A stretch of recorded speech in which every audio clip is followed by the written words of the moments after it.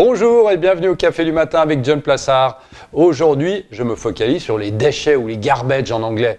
Les statistiques montrent que les actions les plus performantes sont celles qui présentent les risques de crédit les plus élevés, tels que mesurés par les swaps de défaut. Les entreprises dont les contrats d'échange sur défaut de crédit dépassent les 1000 points de base, soit 10%, ont été les plus performantes du marché ces 2 derniers mois. C'est ce qu'on appelle financièrement les déchets ou les garbage en anglais. Il y a une logique assez perverse dans tout cela, après tout. Les actions présentant les risques de crédit de défaut les plus élevés ont tendance à enregistrer les pires performances en cas de baisse du marché. Pourquoi ? Parce que, tout logiquement, leur chance de défaut de paiement augmente. Et lorsque les marchés se redressent, eh bien, ces actions ont tendance à mieux se comporter. Si les entreprises rencontrent des difficultés par la suite, évidemment, eh bien, un marché aussi sain peut permettre à une entreprise de vendre plus d'actions ou de trouver un acheteur à meilleur prix et plus facilement.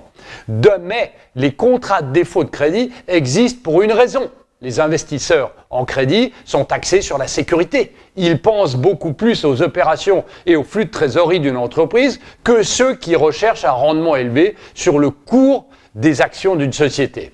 Il y a cependant un autre facteur qu'il faut prendre en compte. C'est évidemment la Réserve fédérale.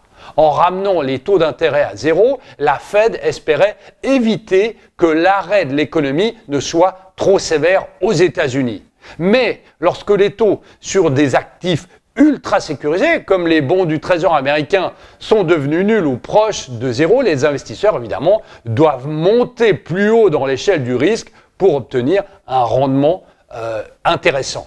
Bien que certains se tournent vers des obligations de pacotille, il est facile de voir les investisseurs ayant une plus grande tolérance au risque se diriger vers certaines des actions les plus massacrées.